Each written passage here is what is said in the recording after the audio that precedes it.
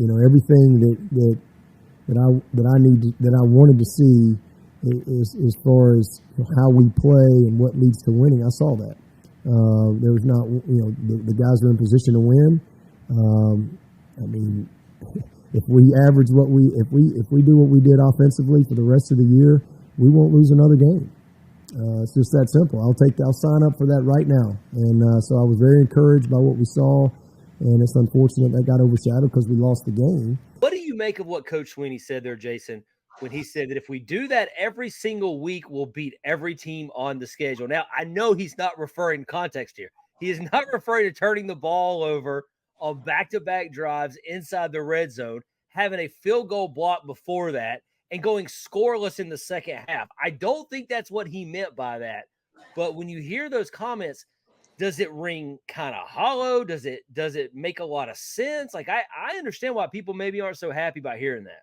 Yeah, I understand too. I think that message is starting to ring hollow with some people inside this fan base because it's not hard to see when you go back and watch that game.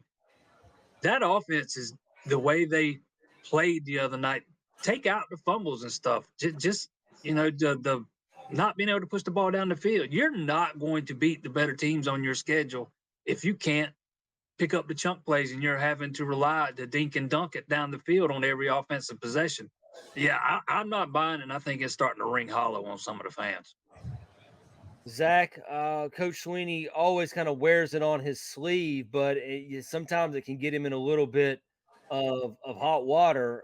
Do you think that what he said is something that should be concerning, or do you get his point that if Clemson plays well and moves the football each and every week like they did in that second half, they'll be just fine?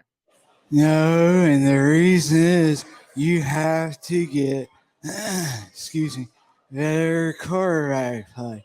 Kate Clothing threw for 4.9 yards a pass. Cannot do that. And that's got to be better. You are telling me that Dabo is going to sign up for that garbage every game this year, and he thinks that's going to win him every game? He is mistaken. And like Jason said, this stuff is not ringing true to the fans any longer. It rings and smells almost like Tommy Bowden years. If we just had this one play back, or if we had just not given up 800 yards offense and all that stuff, the excuses have to go. There should be some accountability. And look, this is press conference Dabo. So hopefully his message to the team is, look guys, this stuff isn't going to cut. However, all we can go by is what he said to us. And what he said to us is he'll sign up for the offensive production Monday night every game this year. And I promise you, unless Kate Clothing improves, you're going to see a 4-5 loss team.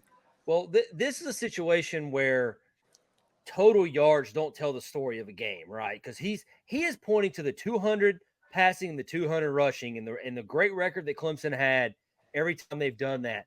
But total offense is a bad stat, guys. It's not indicative of the game. This is the perfect example of that. Same as time of possession. Yeah, exactly. It's about your efficiency, and you can get all the yards you want, but if you don't get it in the end zone, nobody cares. You have 350 yards. If you score 4 times, you're in a tie game. You get 450 yards, and you don't get any touchdowns except the one that came on a short drive because of a turnover. You get blown out 28-7.